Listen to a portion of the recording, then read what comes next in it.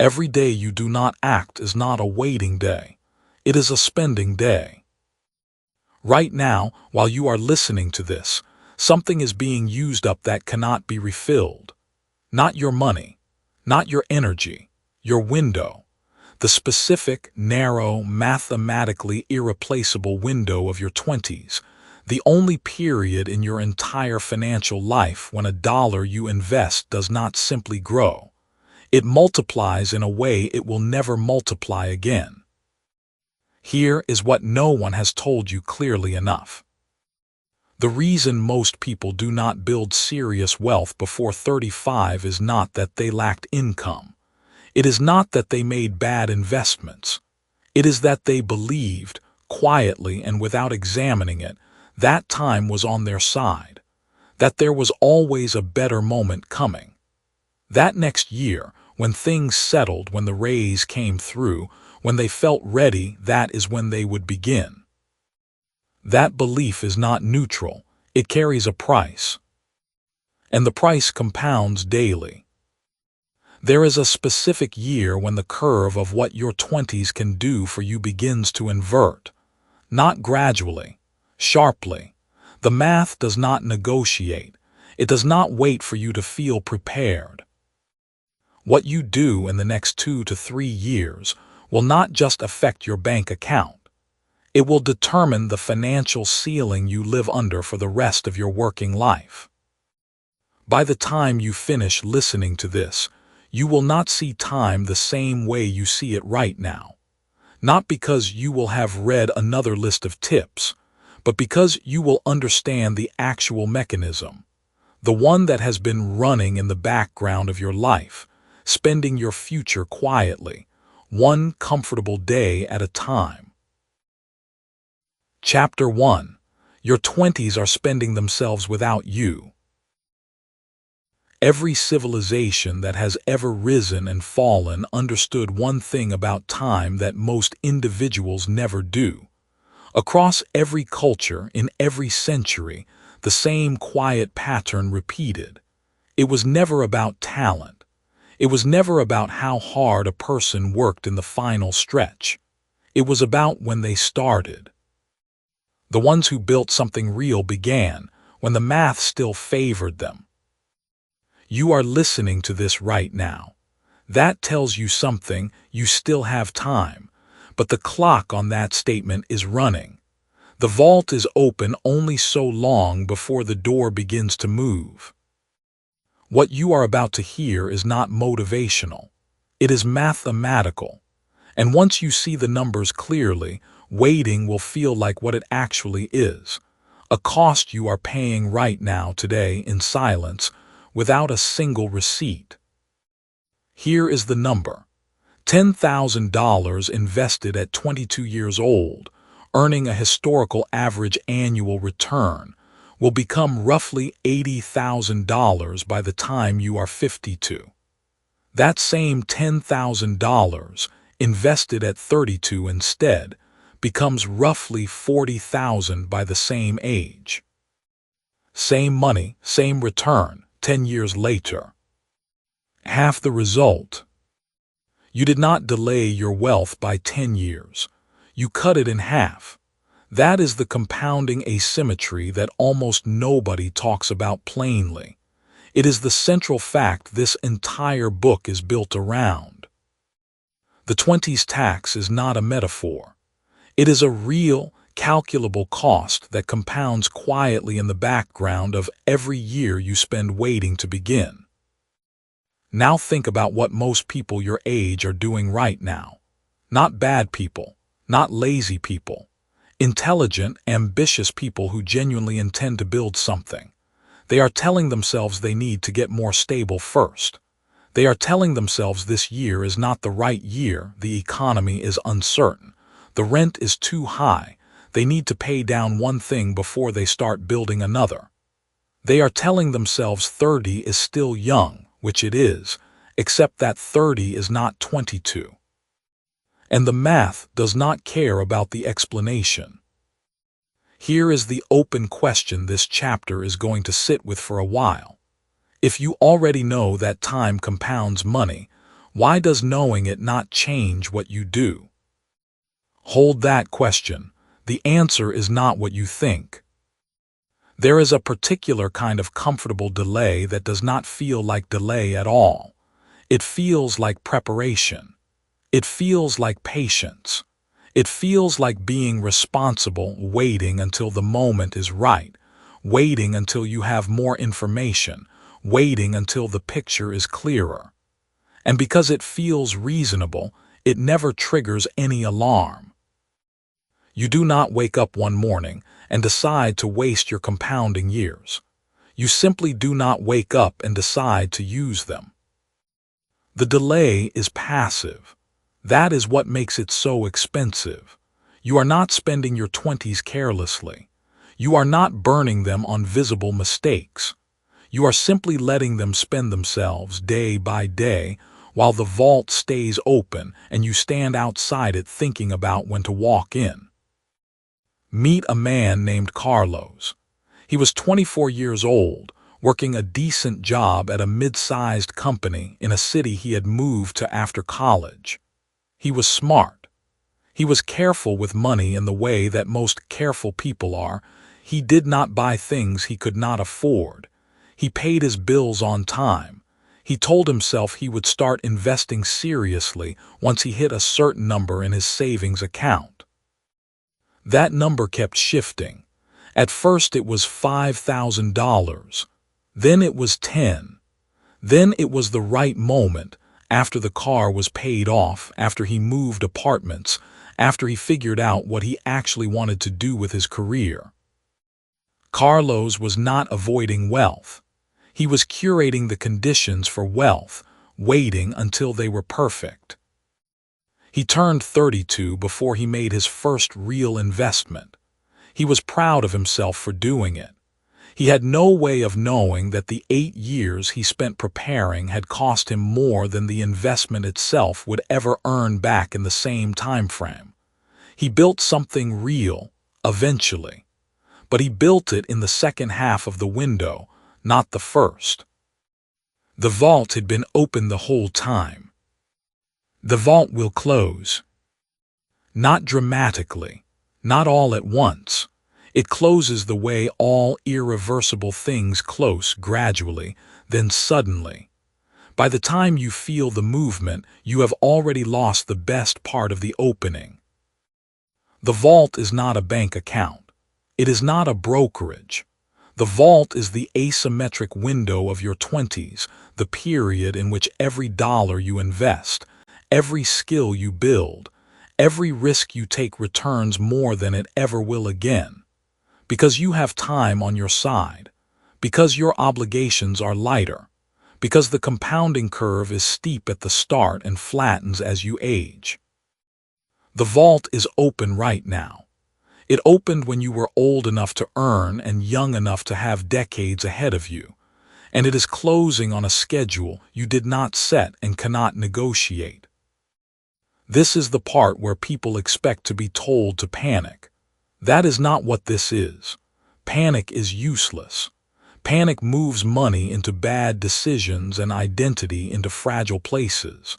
What this moment asks for is clarity. Clear-eyed, mathematical, unsentimental clarity about what is actually happening to you every month you do not act. Bring to mind the life you were living 3 years ago without polishing the memory. The version of you that existed then. What did they think they were building? What decisions were they about to make? How many of those decisions turned out to be delays dressed up as plans? You do not owe anyone an out-loud answer out loud, but sit with it honestly, because the version of you 3 years from now is going to look back at right now the same way. The question is what they will see when they do. In a later section, you will run into an idea about risk in your 20s that overturns the common assumption. After that really registers, it starts changing how you actually make financial decisions going forward. But right now, the principle that matters is this. The 20s tax is not a future problem. It is a present one. Every month inside this window that passes without compounding action is a month of exponential return you can never buy back. Not at 35, not at 40, not with a higher income, a better job, or a more favorable market. The curve does not negotiate. The math does not offer extensions. The vault charges you in silence for every year you spend standing at the door. Here is what makes this particularly sharp. The cost does not announce itself. If you spent $1,000 today on something you did not need, you would see the number leave your account. You would feel it. But the $1,000 you did not invest at 23, the $10,000 you did not put to work at 25, those losses are invisible. They exist only in the future that does not happen. The version of your life that you never get to compare against the one you actually built. You will never see the bill, but you will pay it. Now return to the question from earlier. If you already know that time compounds money, why does knowing it not change what you do? Here is the answer. Because knowing is not the same as feeling the cost. Because delay, when it is comfortable, does not feel like a decision at all. Because the vault is open right now, and open feels like it will stay open. And the thing about any closing vault is that it looks open right up until the moment it is not. The 20s tax is real. It is running right now. The window you are sitting inside, the one that returns $10 for everyone you put in, does not stay this wide forever. The question is not whether the vault closes. The question is what you put inside it before it does. Chapter 2. Comfort at 24 is debt at 34.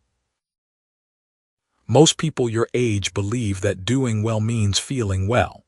If you are earning a paycheck, paying your bills on time, going out on weekends, and still sleeping soundly at night, you believe you are ahead. Most people in their 20s believe exactly this. They are wrong, not slightly wrong, not wrong in a way that is easy to forgive with a small adjustment, wrong in a way that will cost them a decade. The reason this belief survives so long is that it comes dressed as evidence. You feel fine. Your accounts are not empty. Nothing is on fire. So the belief holds, and it holds. And it holds right up until the morning you realize that feeling fine and building something are two entirely different activities, and you have only been doing one of them. That question, what exactly have you been building, is the one this chapter is going to answer. The answer will not feel comfortable, but it will feel true. There is a tax in your 20s that no one tells you about when you get your first real paycheck. It does not show up on your pay stub. No government collects it. No institution explains it in the paperwork. But it is real. It compounds with the same mechanical precision as any interest rate ever written into a loan agreement. The tax is this. Every year you spend your income optimizing for how your life feels right now, you subtract that year from the foundation you could be building. And the years you subtract in your 20s cost more than any other years you will ever lose. That is not an opinion. That is arithmetic. Here is what that arithmetic looks like with a face on it. Jordan was 24 years old and making $58,000 a year at a logistics company outside of Columbus, Ohio. Not rich, not struggling, comfortable. Jordan had a one-bedroom apartment with a monthly rent that felt manageable, a car payment that fit cleanly into the budget, subscriptions to 6 streaming platforms, a gym membership used twice a month, and a weekend ritual of dinners out that ran about $200 when it was all added up. Jordan also had a savings account. It held at any given moment somewhere between $800 and $1,200, always hovering there, never really growing, never really shrinking, just hovering. Jordan did not feel behind. Jordan's friends were in roughly the same place, which is the detail that made everything feel normal. When everyone around you is standing still, stillness starts to look like stability. Jordan worked hard, got a small raise at 25, spent a little more to match it. Got another raise at 26, spent a little more again. The apartment became a slightly nicer apartment. The car became a slightly newer car. The dinners out became slightly better restaurants. Every improvement was small. Every improvement felt earned. The lifestyle grew quietly, in exact proportion to the income. At any given moment, the gap between what Jordan made and what Jordan spent was almost nothing. Almost nothing, every single month for years. Stop for a moment and ask yourself something honest. Turn back to that stretch 3 years back without cleaning it up, what you were earning, what you were spending, and what the distance between those two numbers looked like. Now think about where you are today. Has that distance grown? Or have you simply upgraded your spending to match your earnings so that the gap feels roughly the same as it always did? That feeling of staying even is not progress. That is the tax being collected on schedule. Back to Jordan. At 24, that near-zero gap between income and saving had a cost that was invisible. It was a cost measured in future money that never got made, not in present money that disappeared. The apartment fees, the car note, the small luxuries, none of them felt like a crisis. But here is the thing about the compounding years of your 20s. They do not wait for you to feel ready. They move. $1 invested at 24 does not carry the same weight as $1 invested at 34. Given a reasonable return over time, $1 at 24 has roughly 2.5 times the compounding power of $1 at 34.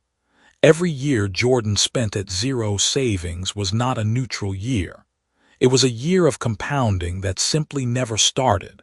The vault was open. Jordan was standing right outside it. By 28, Jordan's salary had grown to $74,000. The savings account still hovered around $1,000. The lifestyle had grown to absorb every raise, every bonus, every unexpected windfall. A friend's wedding trip to Mexico. New furniture for the nicer apartment. A weekend habit that had quietly become more expensive as Jordan's social circle moved toward nicer bars and longer brunches. Jordan was not reckless. There was no gambling, no dramatic mistake, no single devastating choice. Just the slow, gentle creep of comfort expanding to fill every inch of financial space available. This is how it happens for most people, not with a bang, with a very quiet, very pleasant settling in. There is a name for this. Economists call it lifestyle inflation, but that name is too gentle. Inflation sounds like something that happens to you, like weather. What actually happens is closer to a choice made in small doses, each one reasonable in isolation, each one adding weight to a structure that will eventually have to support a very different life. The choice, repeated daily, is comfort now over capacity later. And the compounding cost of that choice is what this chapter is calling the 20s tax. Here is the moment the tax came due for Jordan. At 34, Jordan was earning $91,000 and had a net worth of roughly $6,000. The apartment was now a house with a mortgage that fit just barely into the monthly budget. The car was newer. The subscriptions had multiplied. Somewhere around 31, Jordan had started thinking seriously about what the next 10 years were supposed to look like. A family, maybe. A real financial cushion. The kind of quiet security that meant a bad month at work would not cause a crisis. Jordan started doing math. Searched online for retirement calculators. Typed in the numbers. The number that came back was not what Jordan expected. To retire with reasonable comfort at 65, Jordan needed to save a significant portion of income starting immediately, and do so for the next 31 years. The math was possible, technically, but only if nothing went wrong. Only if the mortgage stayed manageable. Only if the car never needed replacing at the wrong time. Only if income kept growing and the saving actually happened this time. The margin for error was thin.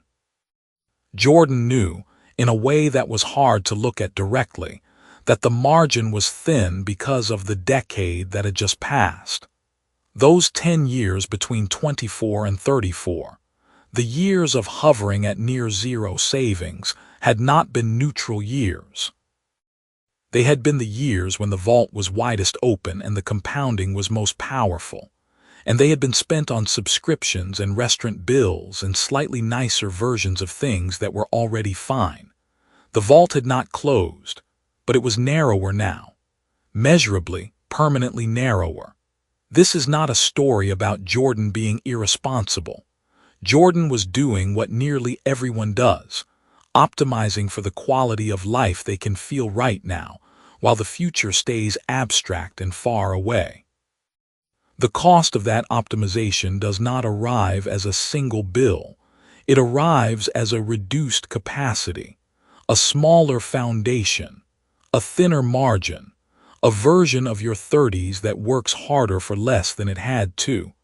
That reduced capacity is the 20s tax. It is collected without fanfare, without a notice in the mail, without a single alarming moment to snap you awake. You will not feel it being taken. That is what makes it dangerous. The open loop from the start of this chapter, the one about what you have actually been building, closes here. If you have been spending in proportion to your earning, you have been building a lifestyle. Lifestyles are not assets. They do not compound. They do not pay you back.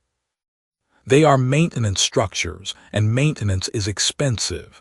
And the older you get, the more expensive maintenance becomes. What compounds, what actually grows through the night while you are asleep, is capital placed into motion during the years when time still works in your favor. Hope lives in what comes next. The diagnosis is not a sentence.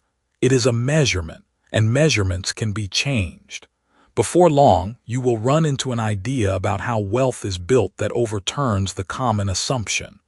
Once that becomes real to you, it starts changing the specific decisions you make with money every single week.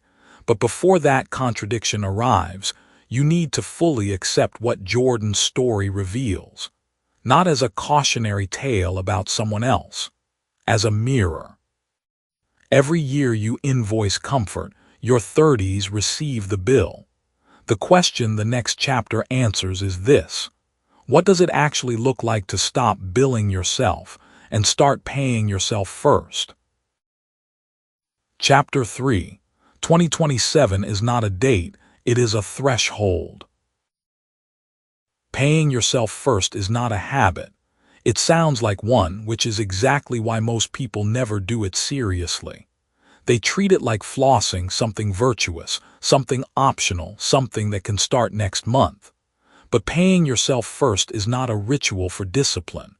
It is the mechanical trigger that either activates compounding or strangles it before it breathes. And there is a window for that activation. Not a vague window, not a metaphorical one.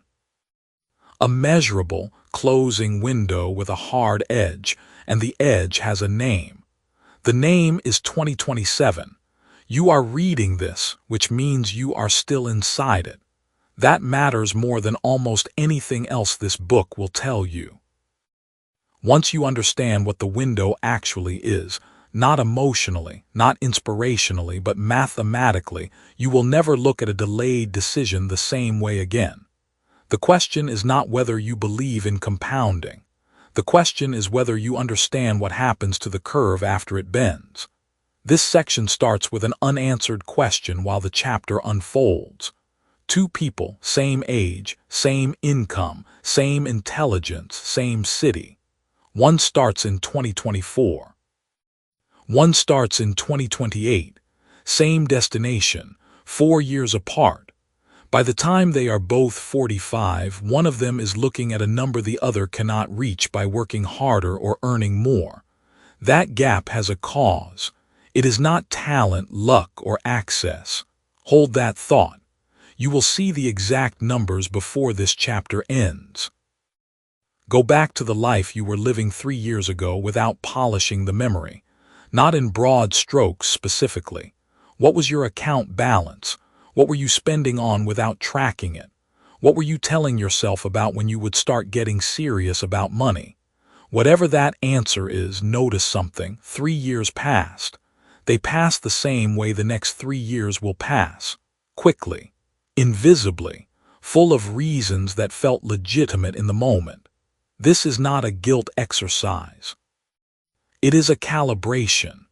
Because the version of you 3 years from now will either look back at this exact moment as the turn, or as one more year that went by while the window kept closing. That window. Let us be precise about what it actually is. Compounding is not a straight line. Everyone knows that. In the same way everyone knows vegetables are healthy, they know it.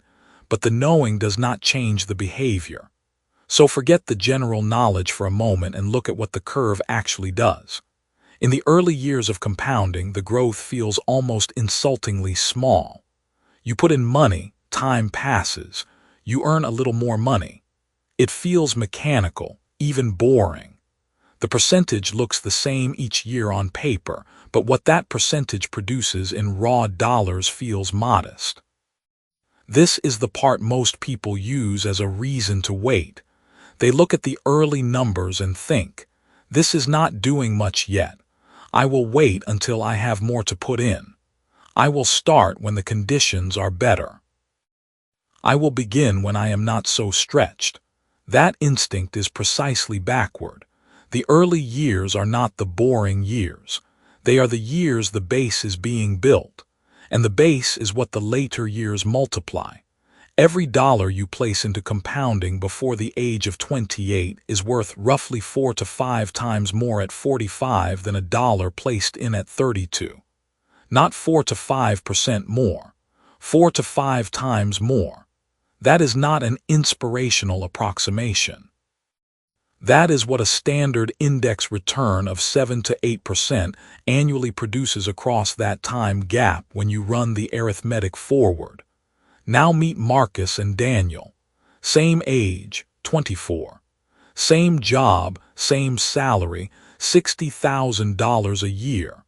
Marcus reads something one afternoon in 2024 that stops him. He starts putting away $500 a month into a low-cost index fund. He does not do anything complicated. He does not pick stocks. He does not wait for the right moment. He just starts and he stays consistent. Daniel reads the same thing in 2024 and thinks, yes, I need to do this. He genuinely intends to start, but he has a move coming up. Then the relationship gets serious and there are trips to plan.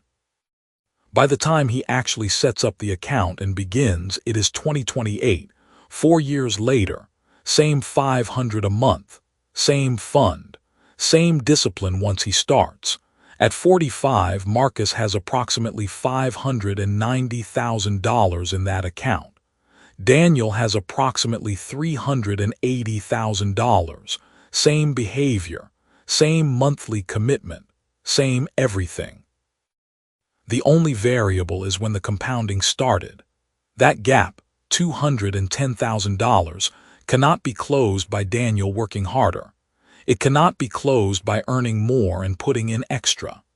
To close that gap, Daniel would need to contribute roughly $800 a month instead of $500 for the rest of the same period. 60% more every month just to arrive at the same place. And most people in their 30s are not looking for ways to contribute more. They are managing mortgages, managing children, managing the costs that compound against you when you are not deliberately building the structures that compound for you. This is what the 20s tax looks like in real numbers. The 20s tax is not a fine levied on youth. It is the cost paid later by the version of you that treated the best compounding years as rehearsal. Every year of delay in your 20s does not cost you 1 year at the end. It costs you a multiple. The penalty is not additive. It is exponential. This is why 2027 is not an arbitrary year pulled from optimism or marketing. It is the outer edge of the peak asymmetric window for someone currently in their mid-20s. After 2027, compounding still works. You can still build. The math does not switch off, but the steepest part of the curve, the part where early dollars have the most time to multiply, that part begins to flatten. The vault starts closing. You have heard the vault mentioned before in this book. An open vault, full of available opportunity, full of accumulated time, a door standing open while you decide whether to walk in. This chapter is where that image sharpens into something more precise. The vault is not a motivational metaphor. The vault is the compounding window itself, and you have been standing inside it perhaps without fully knowing. The door does not slam. It closes slowly. It closes on schedule. And the schedule is not cruel or unfair. It is simply mechanical, the way a bank locks cycles at a preset time regardless of whether you remembered to make the deposit. So what does your personal vault deadline actually look like? Not Marcus and Daniel's. Yours. If you are 22 right now, you have roughly 5 full peak curve years before the asymmetry begins to reduce. If you are 25, you have 2 or 3. If you are 27 or 28, you are standing at the edge of the window. The distance to 2027 is measured in months, not years. This is not designed to create panic. Panic produces paralysis, and paralysis is the enemy. But urgency, clear-eyed, mathematically grounded urgency, that is something different. Urgency produces movement. And movement, even imperfect movement, is what starts the clock. Here is what imperfect movement looks like. It looks like $300 a month when you wished you could start with $1,000. It looks like an account you open on a Tuesday when nothing feels particularly significant. It looks like a decision that does not feel like a decision because the amount seems too small to matter. But the account does not care about the ceremony. The clock starts the moment the first deposit lands. Every month that follows adds to a base that has 1 more month to compound than it would have had if you had waited. Down the line in this book, you will run into an idea about starting small that overturns the common assumption. When that idea snaps into focus, it starts changing how you calculate every financial decision going forward. For now, hold this. The gap between Marcus and Daniel is not a gap in effort or intelligence or even resources. It is a gap in timing. And timing in compounding is not about being clever. It is not about catching the market at the right moment or choosing the right sector. It is about the simple and almost insultingly straightforward act of starting while the window is open. The compounding curve rewards earliest action with disproportionate results. It does not reward the most sophisticated action. It does not reward the most cautious action. It rewards the earliest action. That is the revelation this chapter carries. It is worth sitting with because it contradicts what most productive people in their 20s believe about money.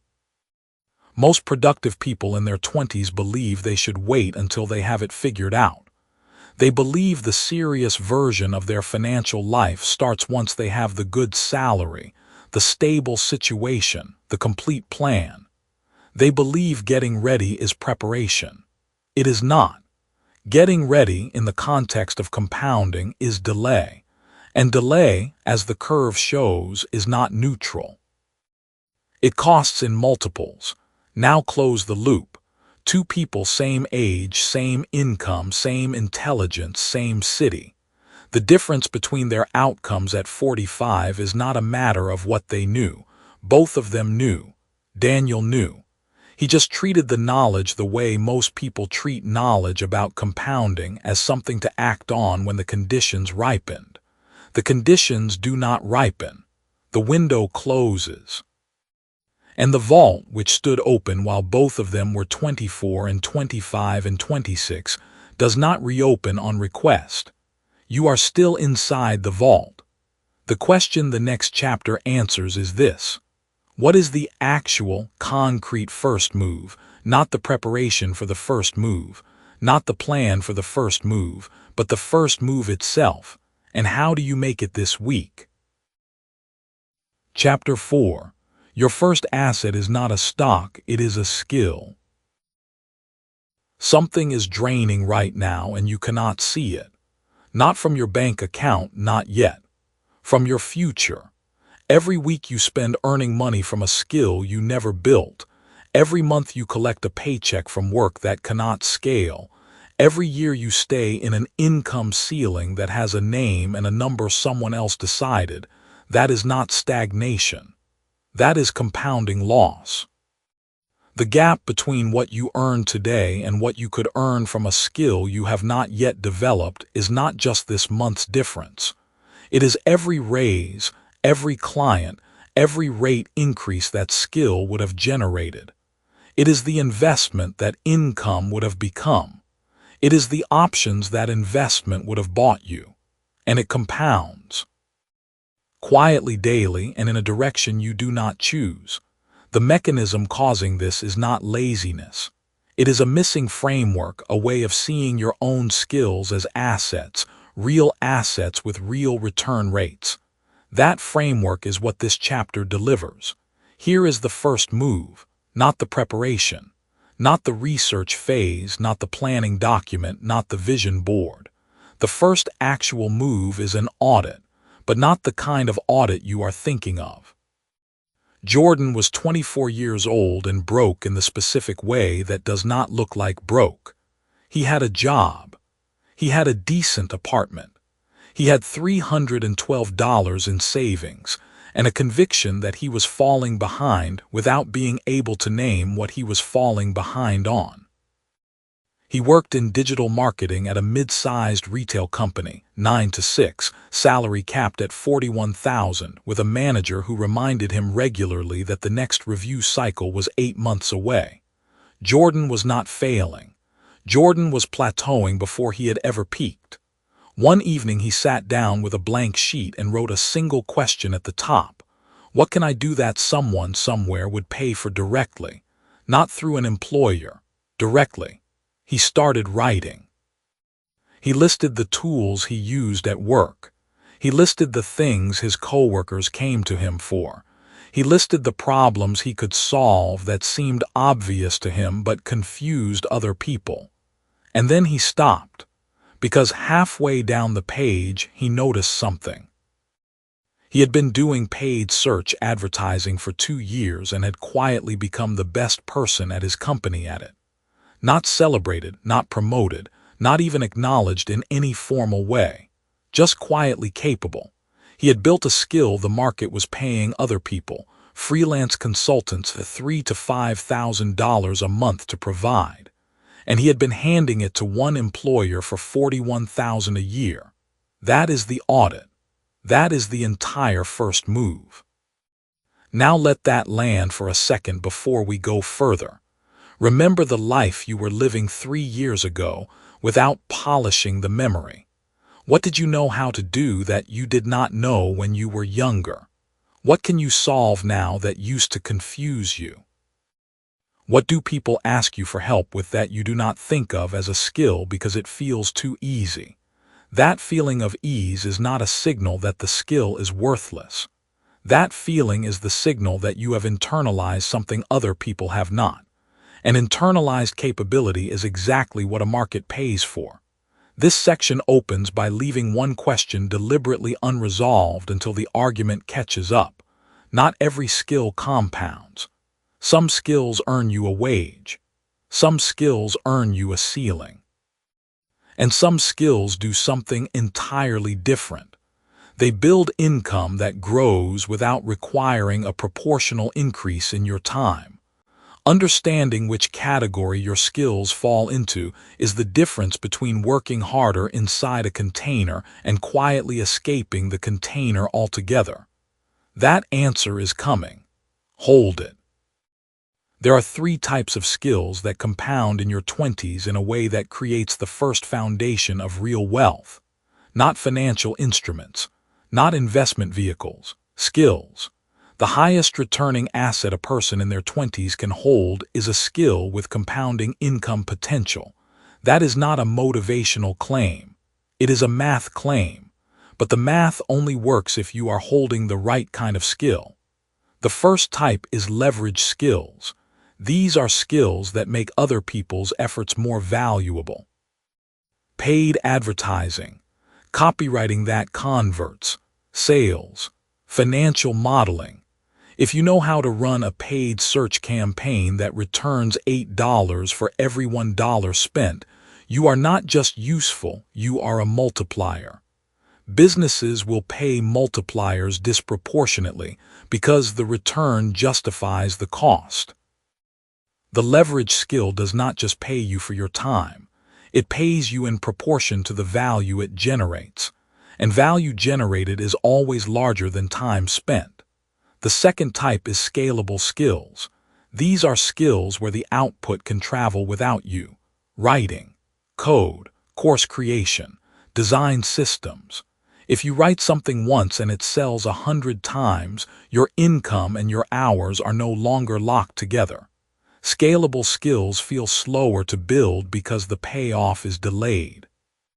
You write the course before anyone buys it. You build the product before anyone uses it. But the delay is not a flaw. The delay is what makes it compound. The first dollar from a scalable skill costs you the most time. Every dollar after that costs you less. That is the compounding curve beginning. The third type is defensible skills. These are skills that get harder to replicate over time, not easier. Deep technical expertise, proprietary systems knowledge, a track record with real numbers behind it, specialized certifications that take years to earn. The market does not commoditize defensible skills the same way it commoditizes general skills, because the barrier to entry keeps rising. Defensible skills protect income the way a moat protects a property. They are not glamorous. They are durable. Now here is what most people miss. The most powerful position you can hold in your 20s is a skill that touches all 3 categories at once. That is not common, but it exists. And when you find one or build one, the compounding effect does not add, it multiplies. Jordan found his. Paid search was a leverage skill. It multiplied client revenue.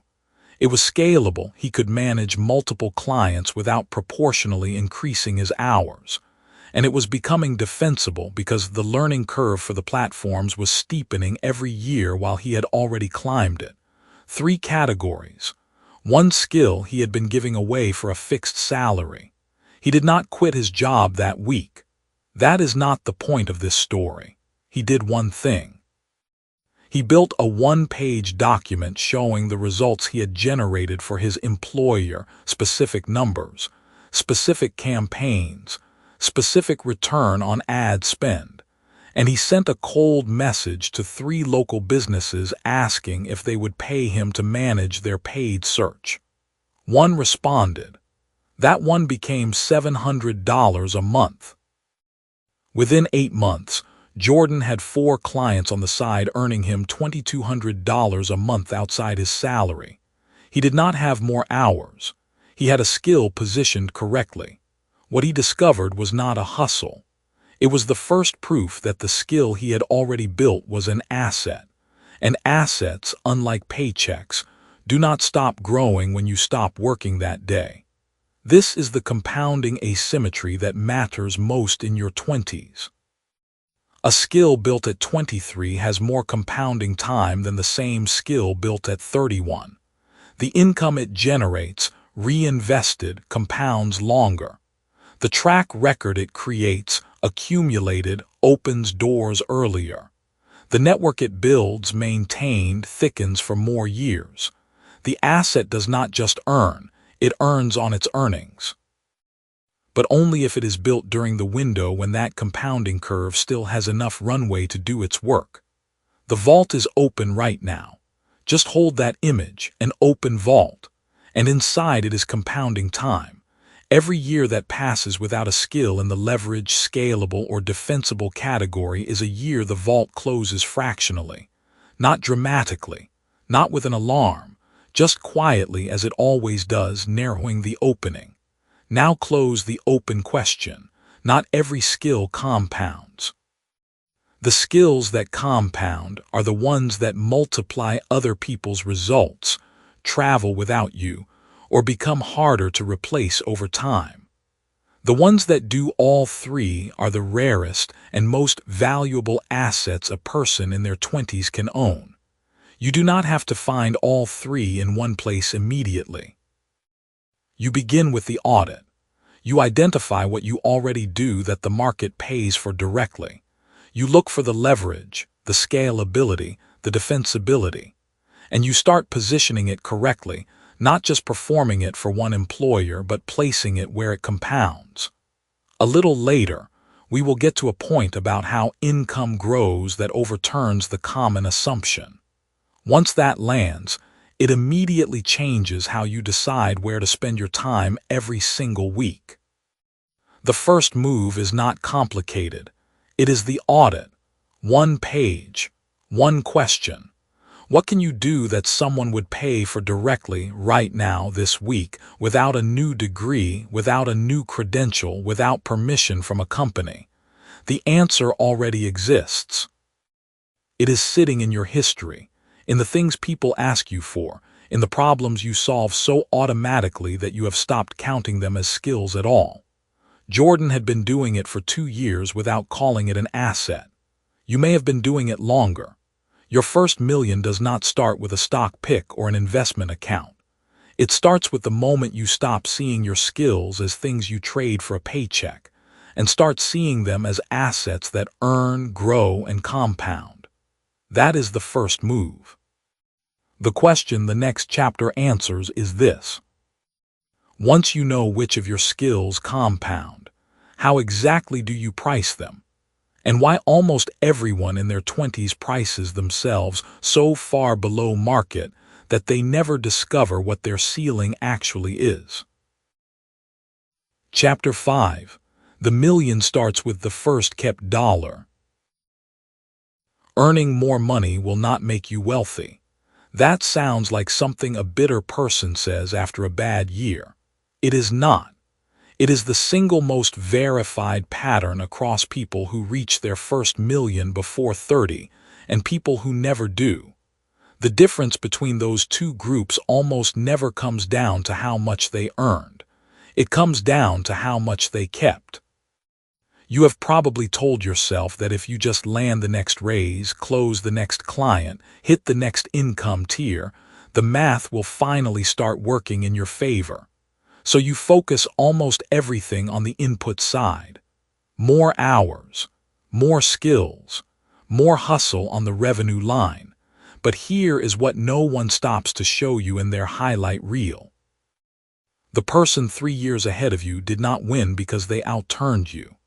They won because they learned to hold onto what they had while it was still small, before the habits of spending expanded to swallow every new dollar that arrived. This chapter is about that gap, the space between what you earn and what you keep, and why every million you will ever build lives or dies inside it. The previous chapter asked how you price your compounding skills. That is a real question and it matters. But pricing yourself correctly, and then losing the proceeds to a lifestyle that expands the moment income rises is like carrying water in cupped hands across a field. You gain ground. You lose it anyway. Here is the open loop you are going to sit with for a few minutes before this chapter closes it. Most people who read about wealth retention think the solution is a budget, a spreadsheet, a savings percentage they commit to on a Sunday evening and abandon by Wednesday. That is not what this chapter is about. The retention system you actually need is not built on willpower. It is built on structure. Hold that distinction. It will matter before this chapter ends. Look back at the person you were 3 years ago without polishing the memory. Not emotionally, not in terms of goals. Financially, specifically. Think about what you were earning and then think about where that money actually went. If you earned more last year than you did 3 years ago, ask yourself honestly, do you have meaningfully more kept, more set aside in something that compounds? Or did the spending simply rise to fill the new space, leaving you feeling roughly the same pressure you felt before, just at a higher number? If you nodded anywhere in there, you already understand the problem better than most financial advice ever explains it. The 20s tax is real, and it is not a metaphor. It has specific line items. The first is lifestyle inflation, and it moves faster than income. You get the raise, you move to the better apartment. You land the client, you upgrade the car payment. You start earning at a level that feels serious, and you begin to spend at a level that signals that seriousness to everyone around you. None of those individual decisions feel reckless. Each one feels earned. But the compound effect of 10 small lifestyle upgrades in 3 years is not small. It is the decade of compounding you traded for furniture and a zip code. The second line item is subscriptions, and they are silent. Not because you do not know they exist, but because each one is individually too small to feel like a threat. $12 here, $15 there. The streaming service you have not opened since March. The app you downloaded during a productive phase that never quite arrived. The gym you stopped attending but kept paying because canceling requires a phone call, and somehow that phone call never rises to the top of the list. Stack them. Look at the real monthly total. Multiply by 12.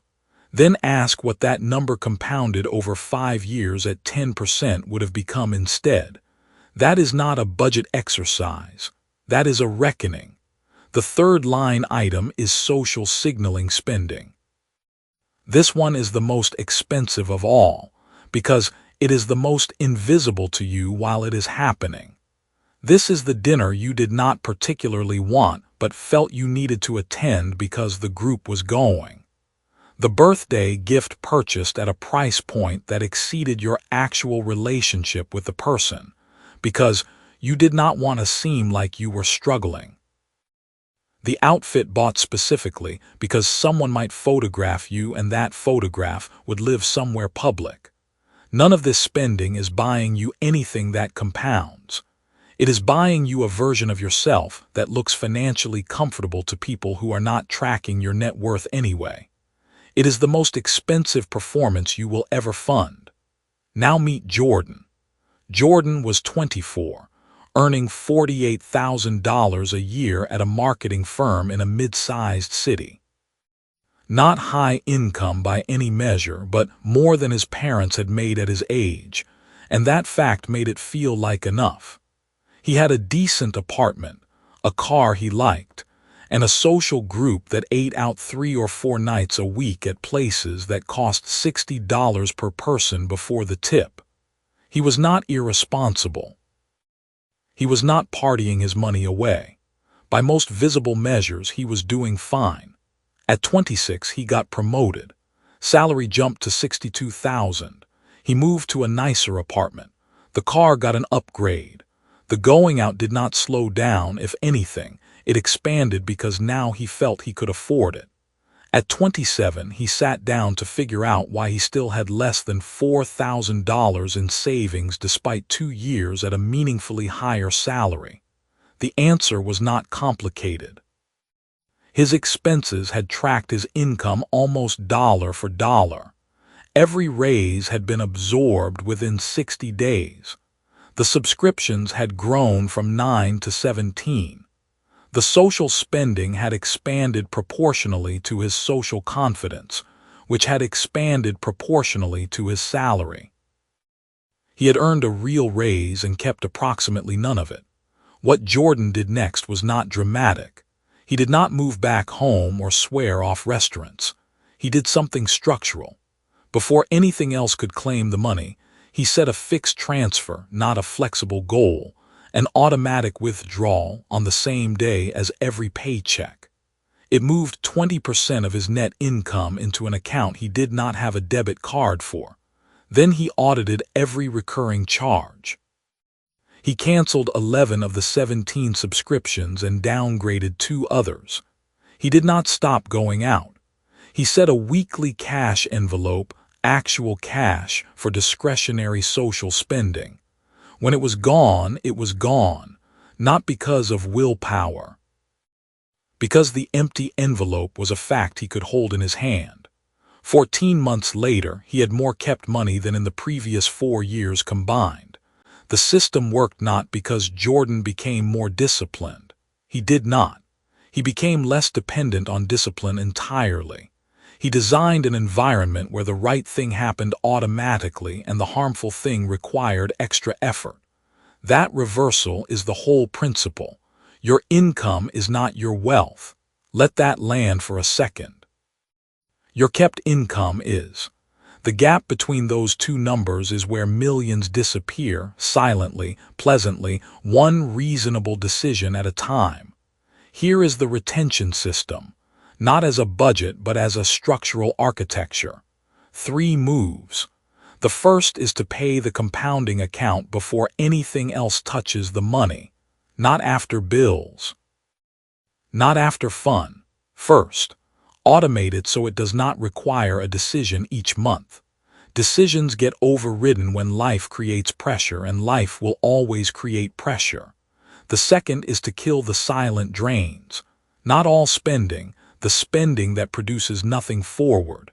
No memory, no connection, no capability. Just maintenance of a lifestyle image. Audit your recurring charges as if you are reviewing someone else's account.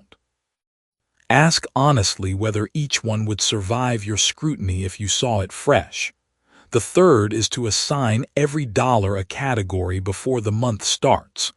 Loosely, not obsessively, but enough so that a dollar spent on dinner is coming from the dinner category and not unconsciously from the future investment category.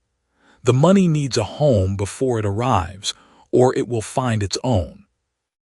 This is not restriction for its own sake. This is the mechanical condition for compounding to work.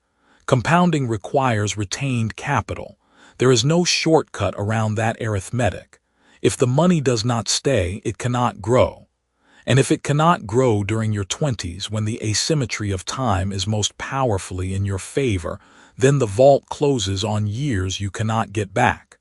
That is the phrase this book keeps returning to. The closing vault. Most people imagine wealth building as something they can begin when conditions are right. When the income is higher, when the debts are smaller, when life settles down a little. But the closing vault is not a metaphor for urgency in general. It is a specific mathematical fact about compounding windows. A dollar kept and invested at 24 is not interchangeable with a dollar kept and invested at 34.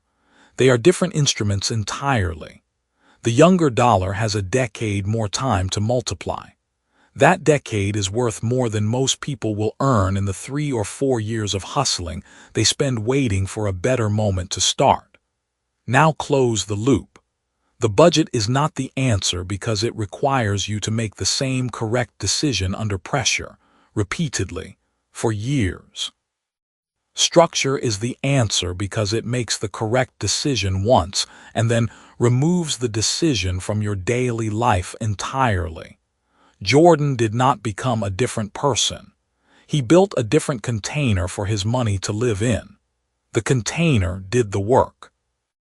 Further on, we will get to a point about earning potential in your 20s that overturns the common assumption. When that becomes clear, It immediately changes how you actually price every hour you sell. But for now, hold this. The million you are building does not begin with a great income.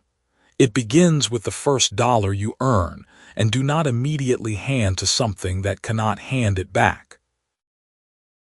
Chapter 6. Invest in your 20s like you will be 50 tomorrow.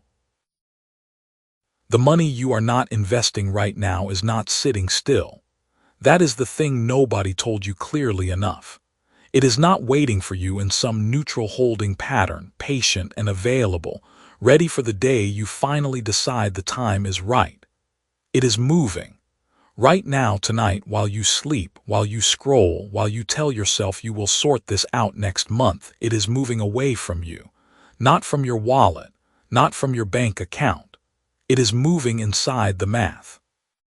Every week you wait to invest the first serious dollar of your 20s, you are not simply delaying a gain. You are erasing one.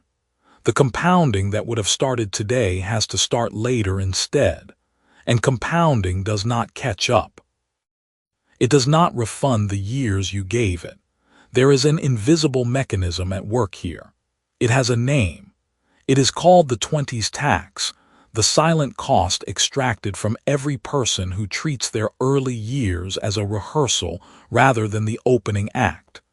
This chapter will show you exactly what that tax looks like when it arrives to collect. There is a question worth sitting with before we go any further. It was introduced by someone in a quiet moment of regret, and it goes like this. What would you do differently if the version of you that exists in 25 years could send you a single page of instructions right now? Not advice, not general wisdom, specific instructions. Hold that question. The answer is coming, and it will arrive in a form that might surprise you. Return to the person you were 3 years ago without polishing the memory. Not abstractly, specifically. What did you believe about money then? What decisions did you make with it? What did you spend it on that you cannot fully account for now? 3 years is not a long time on a calendar. But inside the math of compounding, 3 years in your 20s is worth more than any 3 years you will ever live again. The curve is steepest now.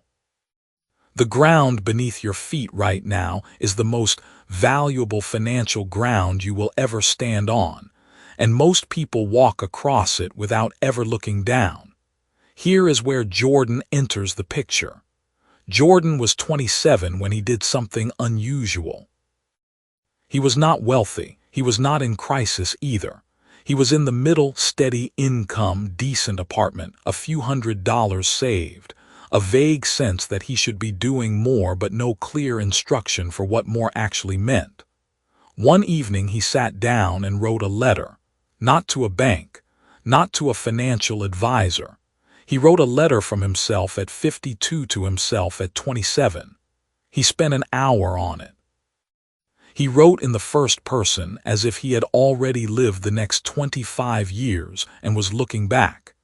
He wrote about the apartment he owned, the way his mornings felt without financial pressure, the specific account balance that made the difference between taking his family on a trip and having to decline.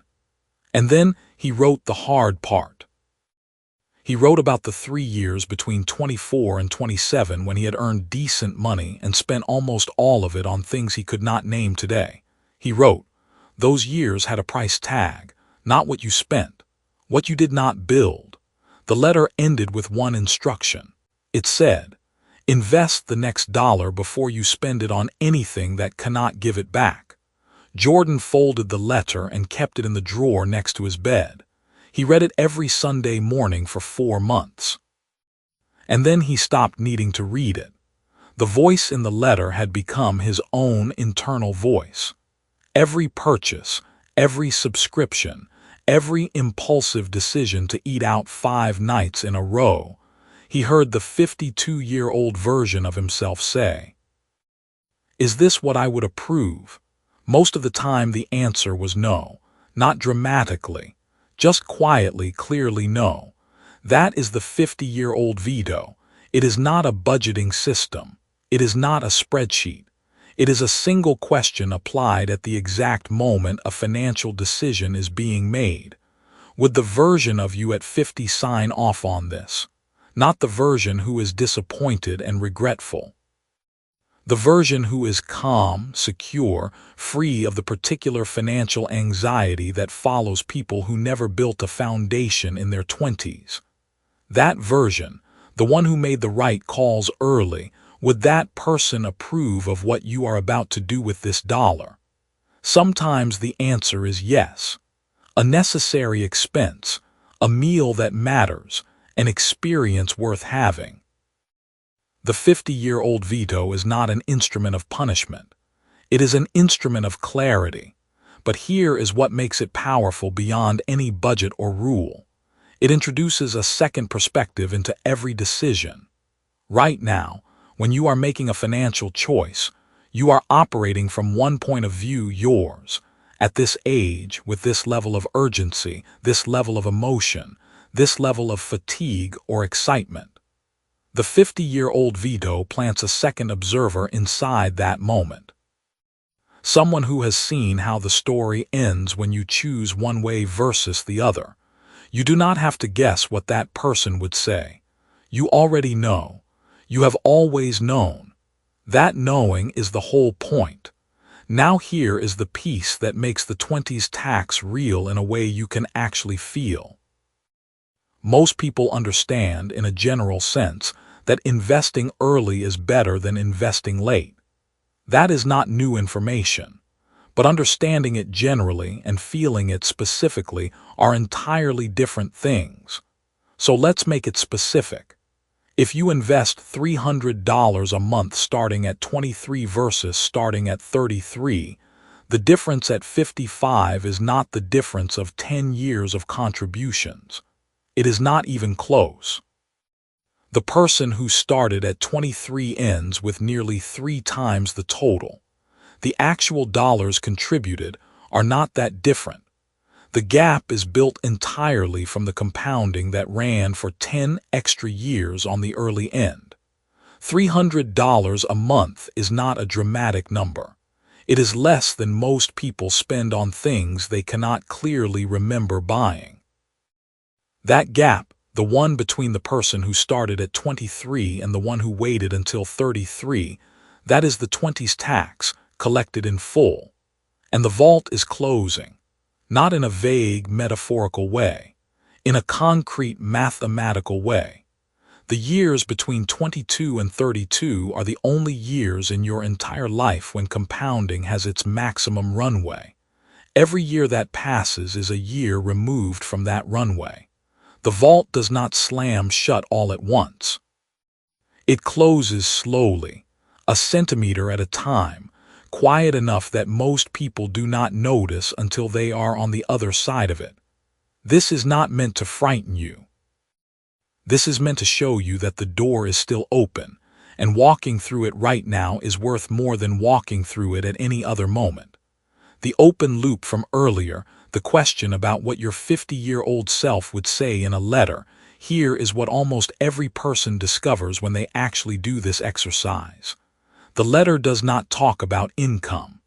It does not say, "I wish you had earned more." It says, "I wish you had kept more of what you earned and pointed it somewhere that could multiply." The regret that shows up in those letters when people are honest is not about ambition. It is about inertia. It is about the months and years spent earning real money and routing it entirely to the present with nothing left over for the future. The future that is now the present. The present that is now the problem. Here is the revelation. It is simple enough to say in a single sentence. The version of you at 50 is built entirely from decisions the version of you at 24 made. Let that land fully, not partially built, not influenced by, built. Your financial life at 50 is the downstream consequence of the habits, decisions, and commitments you make right now, in this decade, with these dollars. The income you will earn in your 40s and 50s is real and meaningful, but it arrives into a structure that was laid in your 20s. If that structure is solid, the later income accelerates the compounding. If that structure was never built, the later income goes to fixing the consequences of its absence. Same paycheck, entirely different result. The difference is decided now. That is not pressure, that is power, because you are still here. The vault is still open. The math still works in your favor. You are still in the part of the story where the early investor wins, where $300 a month matters more than it will ever matter again, where the 50-year-old veto has the most ground to protect because there are still decades ahead for every dollar you direct correctly today. So write the letter. Actually write it. Not in your head, not as a vague intention. Put it on paper or type it or record yourself saying it out loud. Write from the perspective of the person you intend to become, looking back at the person you are right now. Say what you would need to hear. Then use that voice as a filter. Every time you are about to make a decision with real money, pause long enough to ask, does the 52-year-old version of me, calm and financially free, approve of this? That pause is worth millions. Literally. The discipline required to build your first million is not dramatic. It is not a single heroic sacrifice. It is the accumulation of small vetoes, applied daily, compounding invisibly, building a structure your future self will either inherit or wish existed. Soon, we will get to a point about risk in their 20s that overturns the common assumption. After that clicks, it immediately changes how you act. But for now, carry this forward. Your 50-year-old self is not a stranger. They are the sum of your next 10,000 small decisions. Give them something worth inheriting. Chapter 7. Compounding needs consistency more than genius. Saving less money and investing it every single month will make you wealthier than saving more money and investing it whenever you feel ready. That sounds like an excuse for small thinking.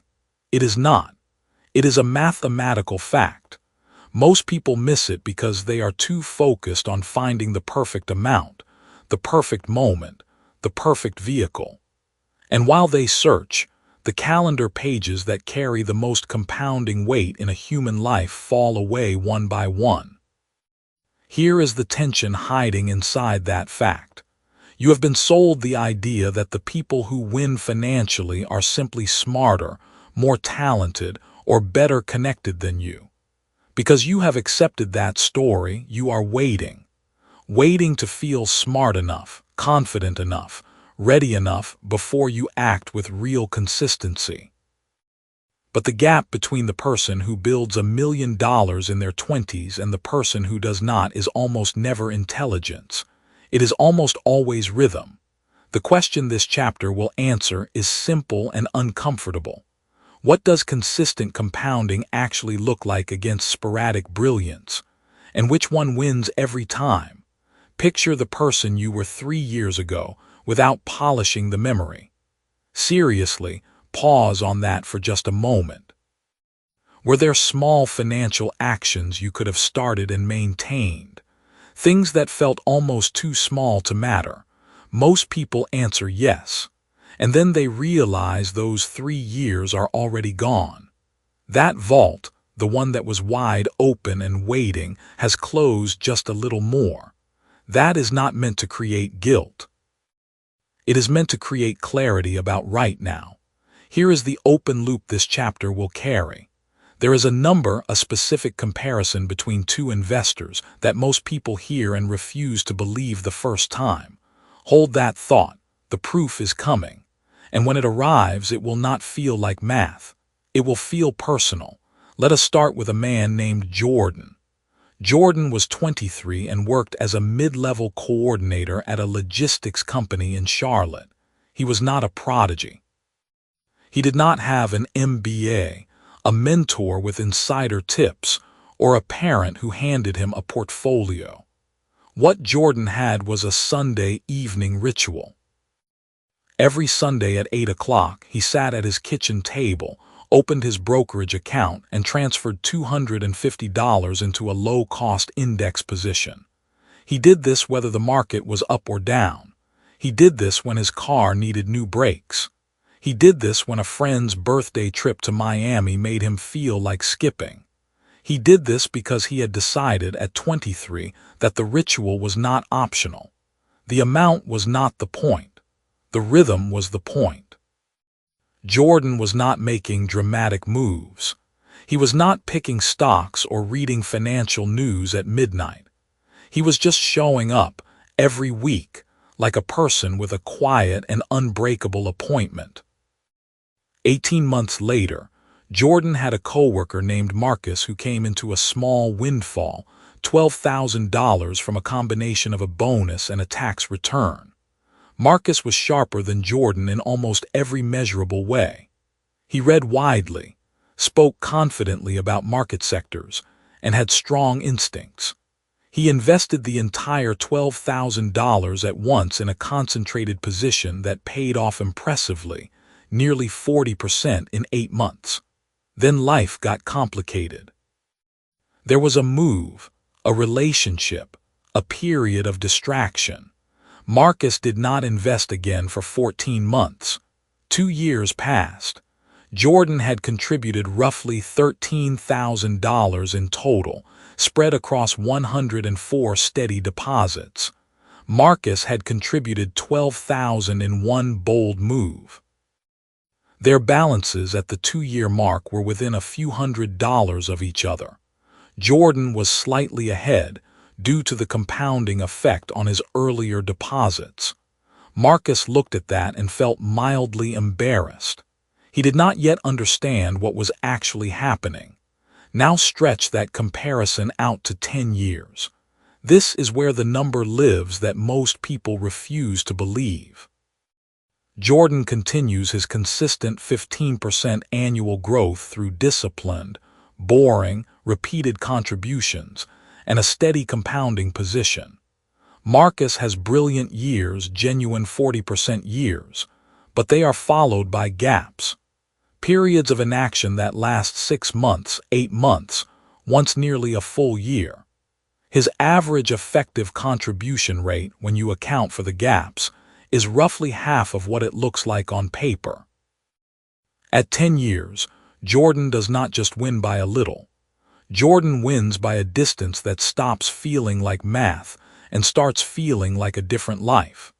Consistent 15%, applied to regular contributions over a decade, produces an outcome that sporadic 40% cannot touch.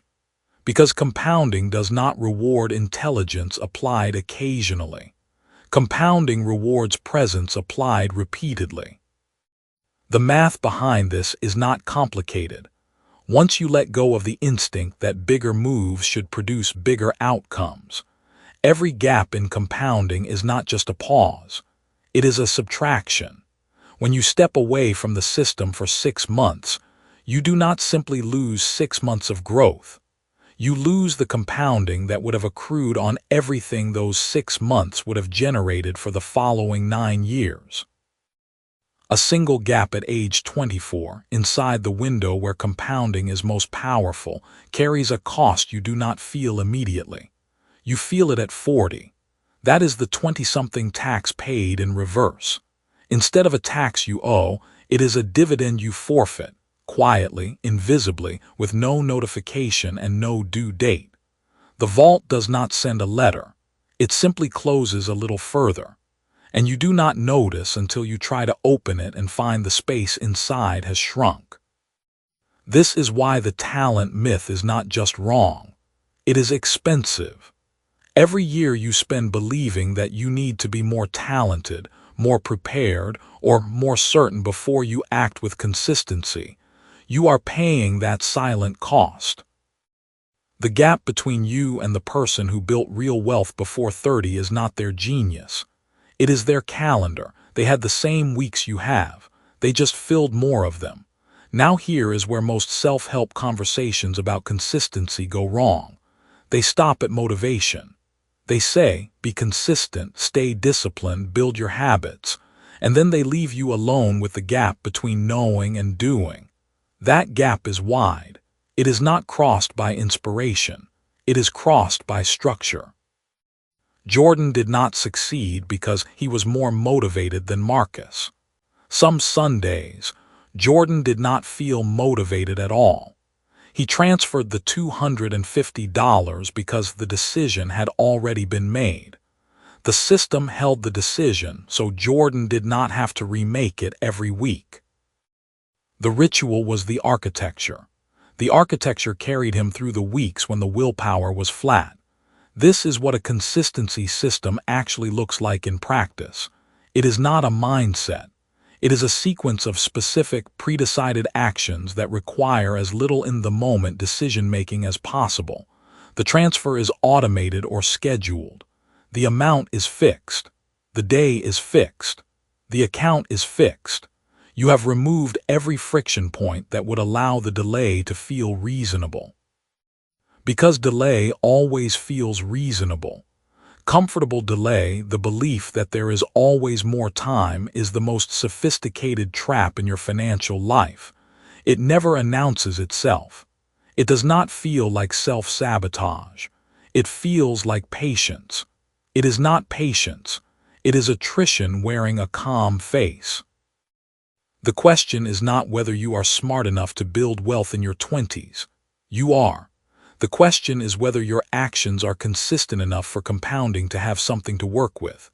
Compounding is not a strategy you apply. It is a force that rewards showing up. You do not direct it. You show up often enough and it does the rest. But it needs material. A brilliant insight applied once gives compounding one data point. A modest action applied 104 times gives it a runway. Later on, we will get to a point about risk that overturns the common assumption. Once you grasp that turn, it immediately changes how you act every single time the market moves against you. But right now, close the loop on Marcus and Jordan. The number has arrived. At the 10-year mark, running the actual figures on consistent 15% compounding growth against sporadic 40% when engaged growth, accounting for the contribution gaps and the compounding interruptions, Jordan's outcome is not just larger. It is nearly double. Nearly double.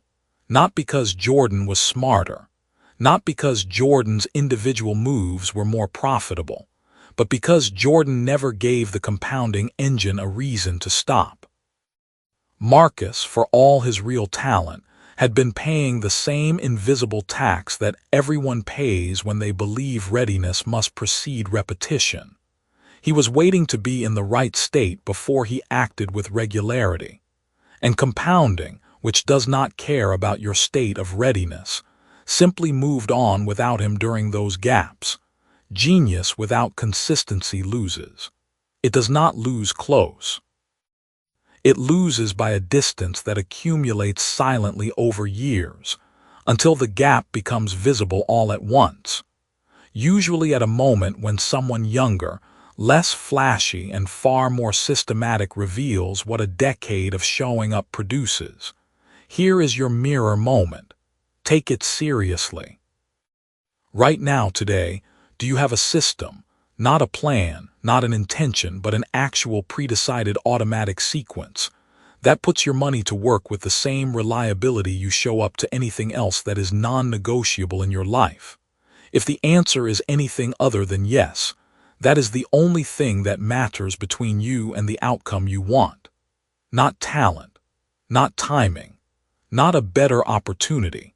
Your 50-year-old self is already living with the consequences of the rhythm you build right now. That was the inheritance we talked about at the end of the last chapter, the sum of 10,000 small decisions. This chapter is asking you to see what those decisions look like when they are organized into a system, running quietly behind your daily life, adding weight to the compounding engine week by week, without requiring your willpower to carry them. The vault is still open. Not as wide as it was at 22, but open. What you do with the next 52 Sundays is a choice that will still be compounding in ways you cannot fully calculate when you are 45. The question is not whether you are ready. You are already inside the vault. The only question is whether you fill it before it closes. Chapter 8. The network you build now pays interest forever. Right now, a door is closing somewhere you cannot see. Not with noise, not with drama, just the quiet, mechanical pressure of time doing what time always does, moving forward without asking your permission. What you are losing is not money. Not yet. It is access. It is the version of a person who is still figuring things out, still open, still reachable, still sitting in the same rooms as you. The people around you right now, the ones you barely notice, the ones you think you will reconnect with someday, the ones whose numbers are in your phone under names you have not texted in 8 months, they are compounding without you. Their networks are growing. Their trust circles are tightening. Every day you treat those connections as background noise is a day you do not get back. This is not about who you know. It is about when you knew them. The relationships you build before 30 carry a compounding weight that relationships built at 35 can almost never replicate. The mechanism is not mysterious, but most people in their 20s have no idea it exists. This chapter keeps circling one question through everything that follows. Why do two people with identical skills, identical work ethic, and identical timing end up at completely different financial addresses by their mid-30s? Sit with that question. The answer is not luck, not family money, not some secret strategy. It is something quieter than all of those, and you will know exactly what it is before this chapter ends. Revisit the person you were 3 years ago without polishing the memory. Not in terms of income or titles or external markers. Think about who you were standing next to. The roommate, the classmate, the coworker in the adjacent cubicle, the person you grabbed coffee with twice before the rhythm of life pulled you both in different directions. Picture one of those people specifically. Do they know what you are working toward right now? Do they know what problem you are trying to solve? What skill you are sharpening, what opportunity you are watching for? Probably not. And here is the cost of that. Not the cost of losing a friend. The cost of losing a node. Every person you let go dormant is a dormant connection in a network that could have been actively compounding on your behalf. Jordan was 24 when he took a contract position at a mid-sized logistics company in Columbus. The pay was unremarkable. The work was functional. He processed vendor contracts, answered emails, sat in meetings where the most important agenda item was the location of the next team lunch. Nothing about that job looked like an opportunity, but Jordan had a habit that most people in that office did not. Every person he worked with, even briefly, he treated like someone worth knowing. Not in a calculated way, not with an agenda. He was just genuinely curious about people, what they were building outside of work, what problems frustrated them, what they thought was about to change in the industry. He had coffee with a woman named Renata. She was a mid-level operations manager who most people found slightly intimidating and quietly avoided. He did not avoid her. He asked her questions and actually listened to the answers. That was it. That was the whole interaction. 6 months later, the contract ended and Jordan moved on. 3 years passed. He was 27, running a small freight consulting side business, trying to land his first real client over $10,000 a month. Renata had since moved to a VP role at a distribution company, with a logistics problem that needed exactly the kind of solution Jordan had spent 3 years building. She remembered him, not because he had been impressive, Because he had been real. She made one phone call. Jordan's first major contract came not from a pitch deck or a cold email or a networking event. It came from a cup of coffee he had 3 years earlier with someone most people were too impatient to know. That is how it works. You will not feel it working. The compounding happens underground, invisible, the way roots grow before anything breaks the surface. And then one day, completely without warning, the return arrives. And it looks like luck to everyone watching from the outside. Here is the principle underneath that story. Every relationship you invest in before 30 earns compound interest. Not metaphorically, functionally. The people you are around right now are early in their trajectories. They are not yet the hiring manager, the investor, the editor, the client. They are the person who will become all of those things. The trust you build with them now, the genuine, unhurried human trust, gets locked in at today's price. By the time they have the power to move your life in a meaningful direction, the relationship is already paid for. You bought it years ago when the cost was just attention and presence. This is what most people in their 20s have no ledger for. No tracking, no awareness, no intentional investment. Relationships happen by accident, drift by accident, and the compound never builds. The 20-somethings tax works in reverse here too. Every year you spend not building genuine professional and personal trust with the people around you is a year you fall behind on an asset you cannot retroactively create. You cannot go back at 35 and build a 10-year relationship. You can only build a relationship that is as old as today, and the people who understood this at 23 are sitting on a decade of compound trust by the time you start. There is a version of this that sounds transactional and cold. That version is wrong. The most effective relationship builders are not the ones with spreadsheets and follow-up reminders and calculated strategies. They are the ones who are genuinely interested in other people. Full stop. When you are truly curious about what someone is working on, what frustrates them, what they are trying to figure out, you become memorable without trying to be. You become someone they want to help, not because they owe you, because they like the way you made them feel seen. Generosity is the mechanism. Curiosity is the vehicle. The compounding is simply the natural result. So what does this look like practically right now, at whatever point in your 20s you are standing? The people in your immediate environment, coworkers, classmates, collaborators, even people in online communities where you spend real time, these are not placeholders. They are not background characters in the story of your career. They are assets in the earliest stage of their appreciation. You do not need a large network. You need a deep one. 15 people who genuinely know what you are building and care about your success will move your life farther than 500 connections who only know your job title.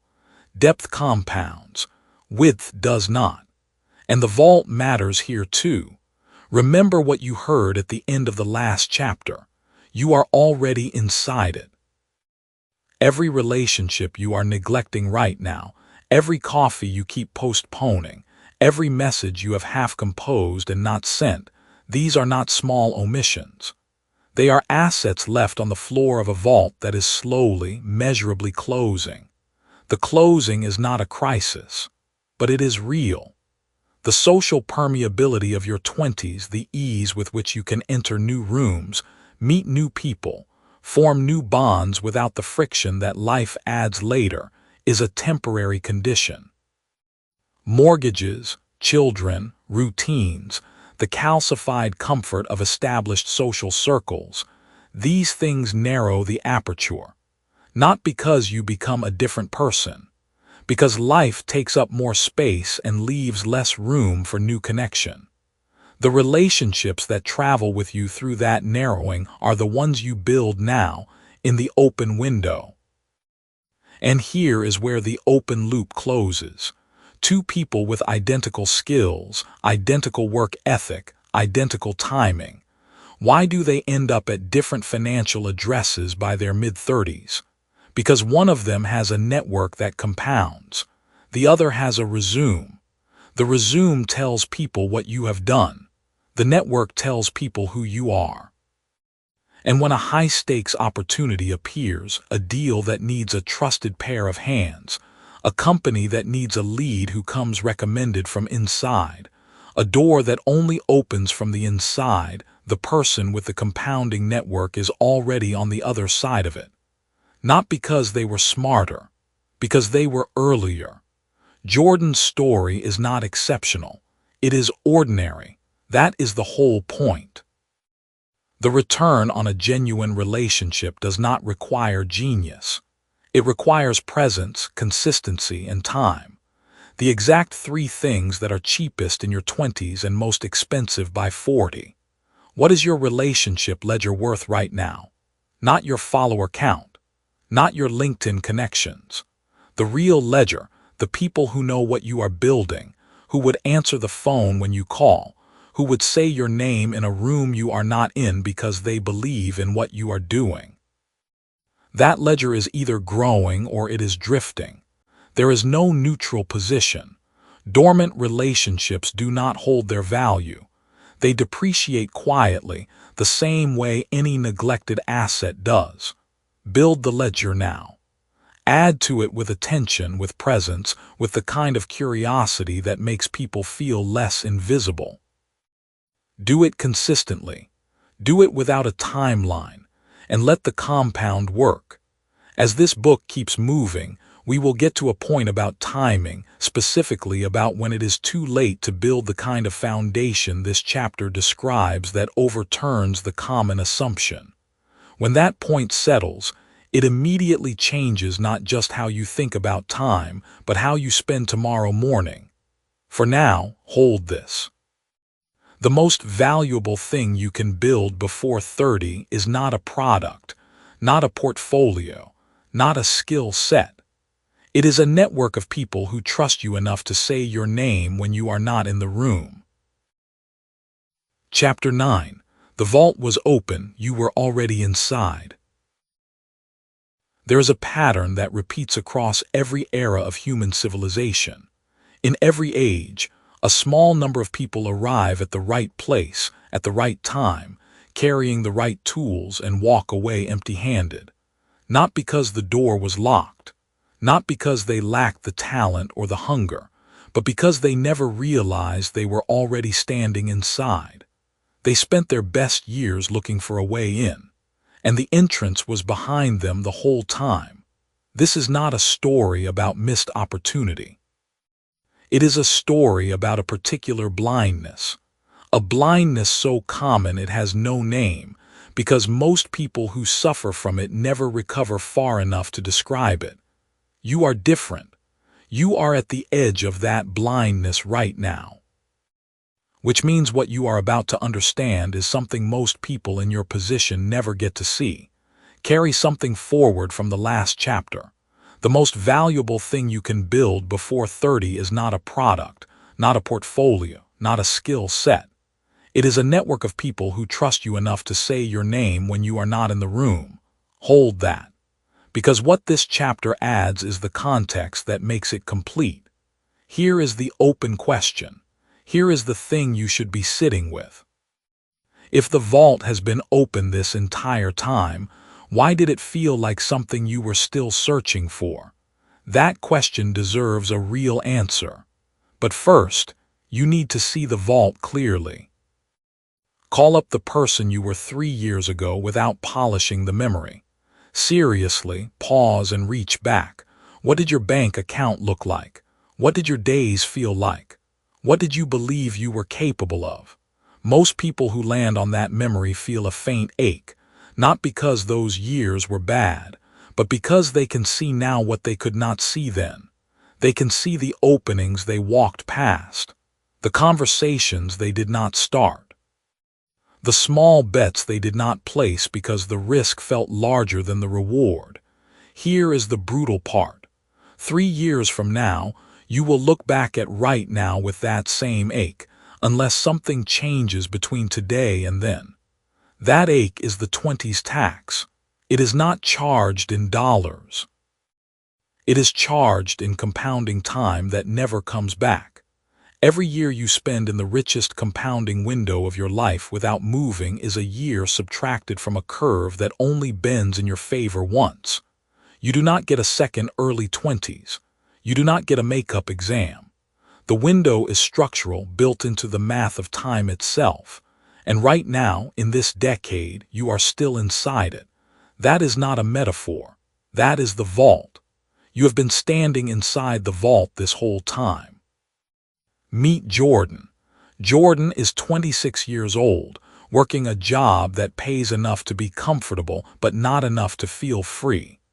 Jordan has 3 spreadsheets saved on a laptop. One tracking a business idea from 2 years ago. One with a rough investment plan. One with the names of people Jordan meant to reach out to but never did. The spreadsheets are detailed. Jordan is smart enough to build them and paralyzed enough to never open them twice. One afternoon, Jordan's older cousin visits and asks a single question. Not a motivational question, just a logistical one. She asks, "What would you actually lose if this one thing failed?" Jordan tries to answer and cannot, not because the answer is complicated. Because the answer, when spoken honestly, is almost nothing.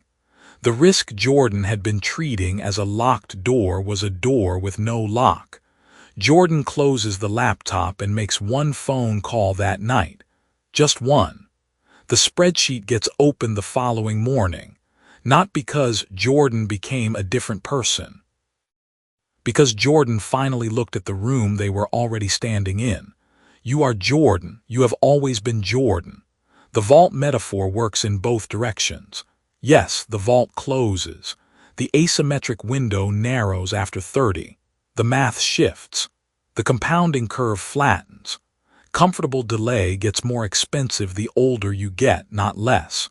All of that is true, and none of it has changed.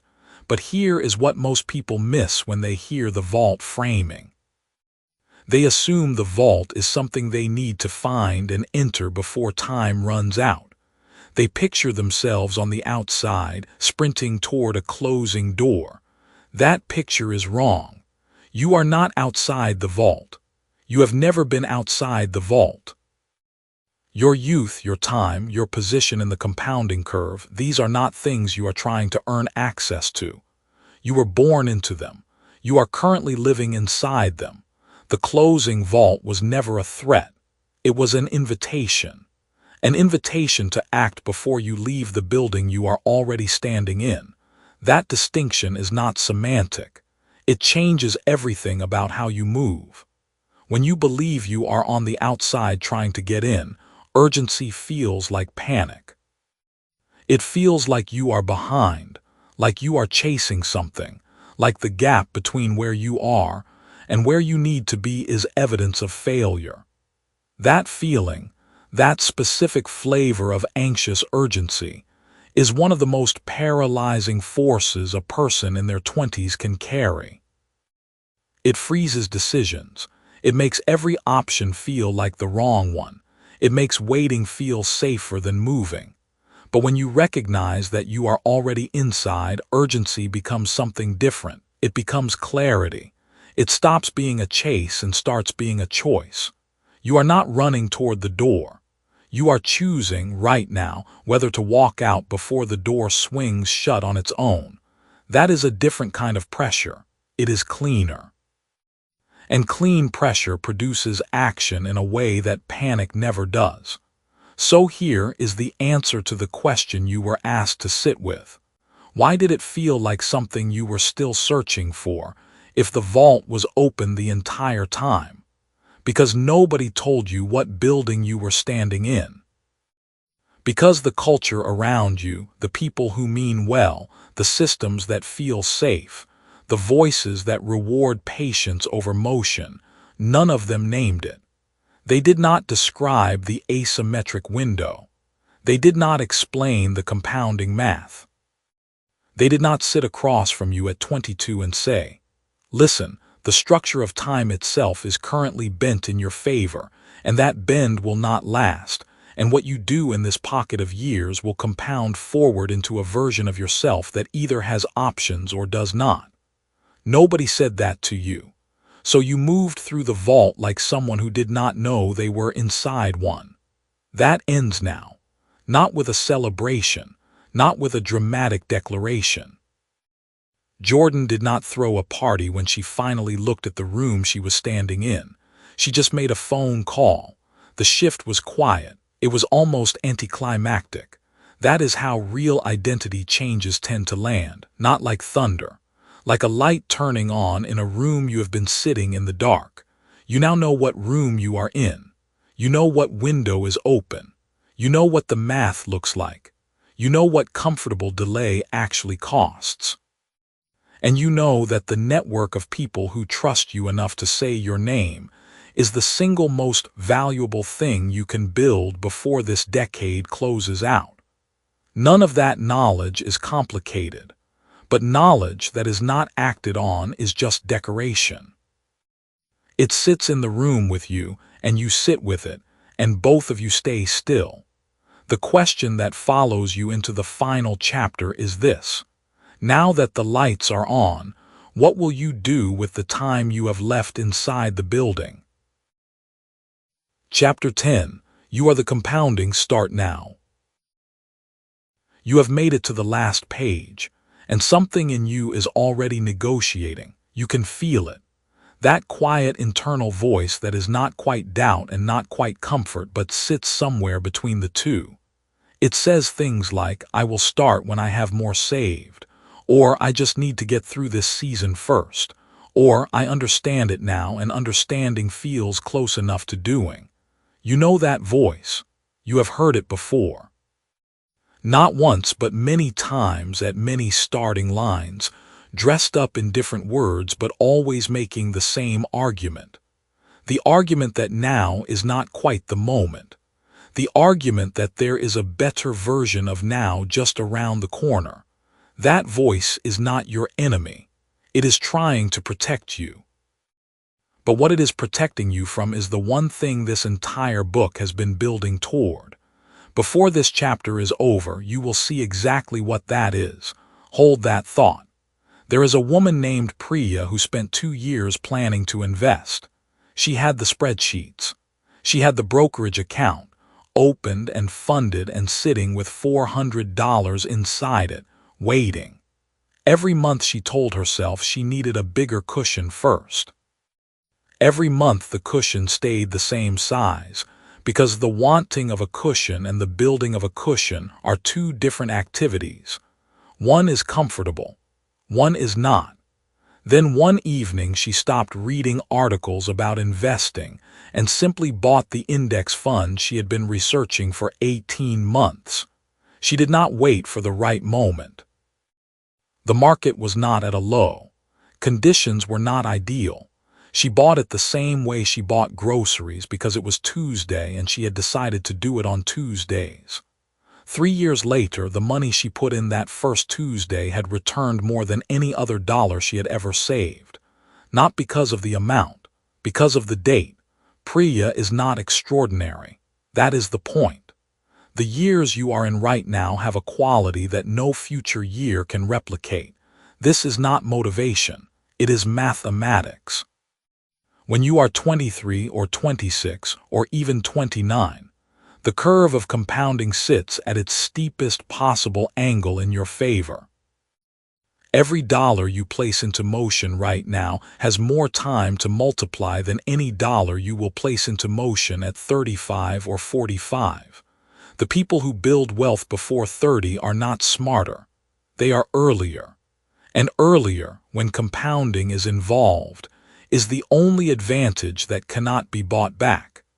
This is what the 20s tax really means. Not that you are young and inexperienced.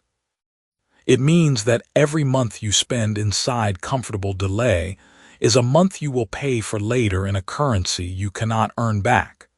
Time. The The strange cruelty of compounding is that it rewards early movers not with comfort but with distance. Distance from the people who waited.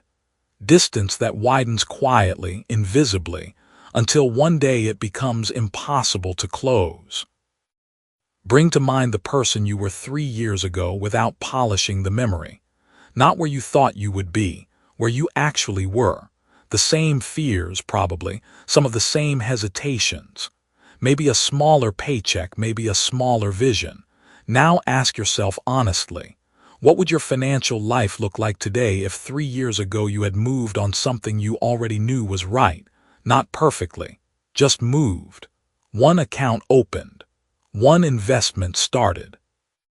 One skill sold, one extra stream, one decision made before you felt fully ready. That gap between who you were and who you could have been by now, that is not regret. That is data. And data points forward. Here is what that protective voice is actually guarding. It is guarding your current identity. The version of you that has not yet done the hard thing, has not yet committed to the compounding life, has not yet said out loud that you are the kind of person who builds. That version of you is familiar. Familiar is not the same as safe, but the brain does not always know the difference. And so the voice negotiates because changing identity is the actual work, and no one told you that when you started reading about money. The million is not the destination. It was never the destination. The million is a byproduct. It is what happens when a person spends enough years thinking and acting like someone who builds rather than someone who waits. The compounding is not in the account. The compounding is in you. In the decision-making muscle that grows each time you choose the hard right thing over the easy, comfortable thing. In the reputation that builds with each deal made and kept. In the skills that layer on top of each other until one day someone offers you an opportunity because of who you have visibly become. You are the compounding engine. Every chapter of this book pointed at that. The strategies, the timelines, the mathematics of asymmetric returns, all of it was description. Description of what happens when a person decides to become the kind of person who compounds. The strategies do not work without that decision, and that decision has nothing to do with 2027. This is the inversion. The cutoff that every chapter named, the asymmetric window, the closing vault, the 2027 urgency, all of it was real. The math is real. The narrowing window is real, but here is what is also real. The vault does not close on a date. The vault closes the moment you walk out of it.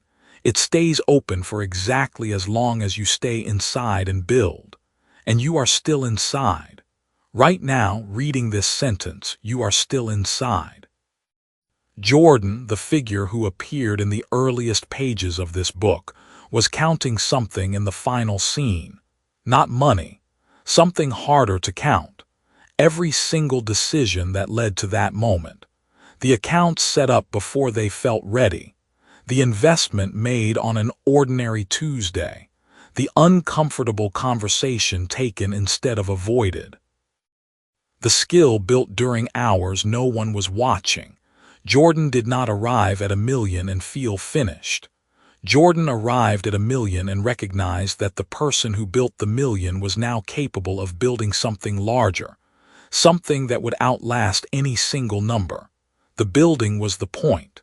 The identity was the asset. That is what you are building right now. Not just a portfolio, a person. And that person does not need 2027 to be a deadline. Today is the deadline because today is the only day that is actually open. Tomorrow is a concept. Next month is a story you are telling yourself.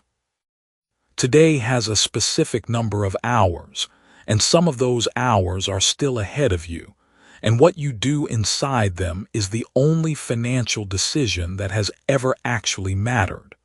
The vault behind you does not lock from the outside. It only closes if you leave and do not return. you already know what the first move is.